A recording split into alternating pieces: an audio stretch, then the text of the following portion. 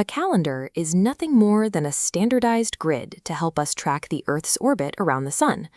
Out of the 365 options we get every year, the vast majority pass by without leaving a single trace in human memory. Mention July 14th today, and you might picture fireworks over the Eiffel Tower.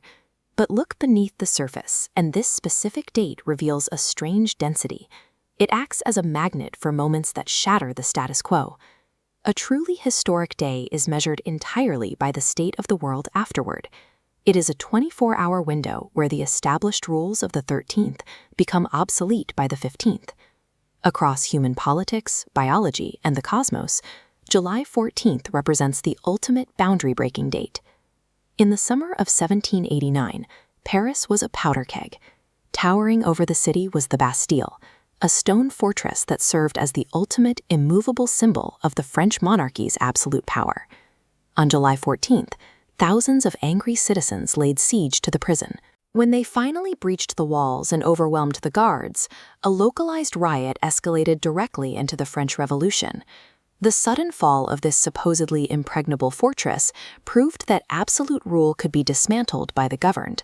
It ignited the modern concept of political liberation. That same spirit of liberation echoed exactly 153 years later. On July 14, 1942, the Quit India Resolution was officially approved, authorizing Mahatma Gandhi to launch a massive campaign to force British colonial rule out of the subcontinent. Whether the target was a stone fortress or an empire, the actions taken on this day proved that the divine right of rulers was a fiction. Political boundaries are fragile constructs, and ordinary people can break them. We see a similar collapse of boundaries in the natural world.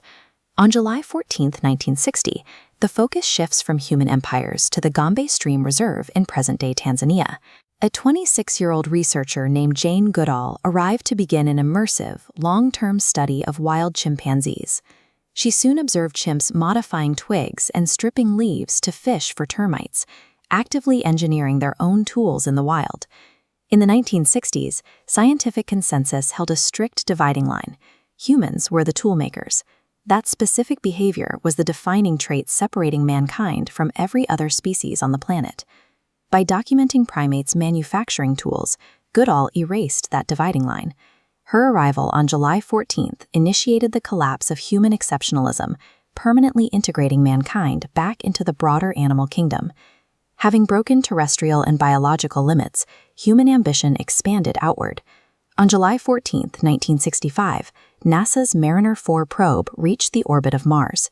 It captured the first close-up photographs of another planet, successfully piercing the interplanetary barrier and transmitting the desolate Martian surface back to Earth. This map of the inner solar system shows the leap we took in 1965. It would be a half-century gap before our next major milestone. Exactly 50 years later, on July 14, 2015, New Horizons completed a 3 billion-mile journey to perform the first flyby of Pluto.